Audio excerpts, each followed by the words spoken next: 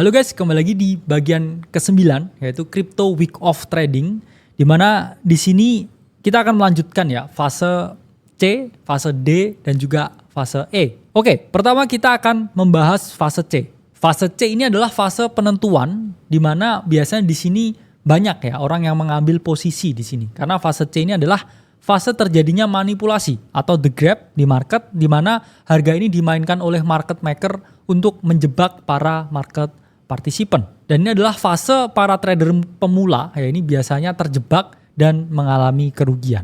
Fase ini adalah fase di mana para market maker, ya ini mengambil liquidity dari para pelaku pasar untuk kemudian menggerakkan market ke arah yang mereka inginkan. Dan fase ini hanya memiliki satu elemen ya dalam week of akumulasi, yaitu adalah spring, dan memiliki satu elemen juga ya dalam fase distribusi, yaitu adalah UTAD atau Uptrust After Distribution.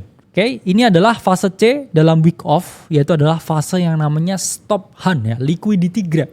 Fase menjebak para retail ya, di mana setelah terjadi fase A ya dengan preliminary support, last selling impulse, automate reaction, secondary test ya. Fase B terjadi uptrust action, kemudian STSSOW, dan kemudian terakhir ya di sini adalah fase spring atau fase jebakan. Di mana di sini para pemberani ya di market ya biasanya adalah take action ketika ada breakdown ini atau ketika terjadi the grab, di mana di dalam week of akumulasi ini disebut sebagai spring.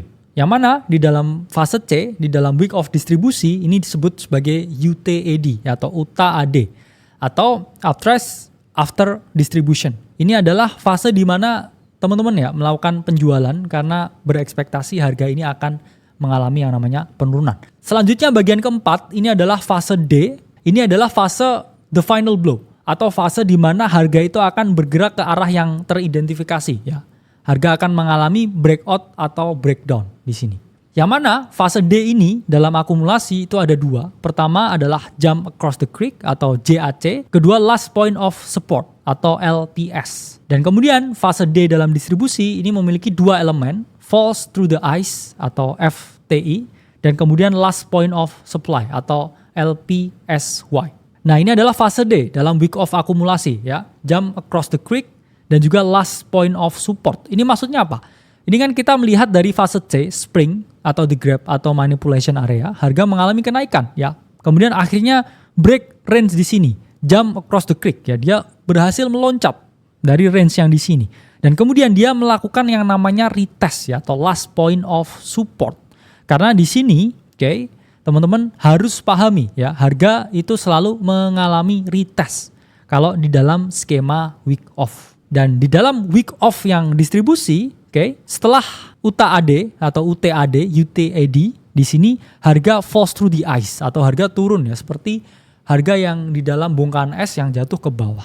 Kemudian di sini dia melakukan retest ya, last point of supply, LPSY, kemudian baru dia mengalami penurunan. Ingat ya teman-teman, di dalam week of distribusi, harga itu selalu melakukan retest sebelum dia mengalami penurunan. Nah, selanjutnya bagian kelima atau fase E, di mana di sini ya adalah fase ketika kereta sudah bergerak ya meninggalkan stasiun atau bergerak keluar ya dari zona sebelumnya. Dan di sini fase E dalam akumulasi itu terdiri dari dua elemen. Pertama sign of strength atau SOS, dan yang kedua adalah last point of support atau LPS. Dan kemudian fase E distribusi ini memiliki dua elemen. Pertama adalah sign of weakness atau SOW, dan kedua adalah last point of supply atau LPSY. Di sini kita lihat ya, ini adalah fase E dalam week of akumulasi setelah harga ya lolos ya dari fase D, jump across the creek dan juga LPS.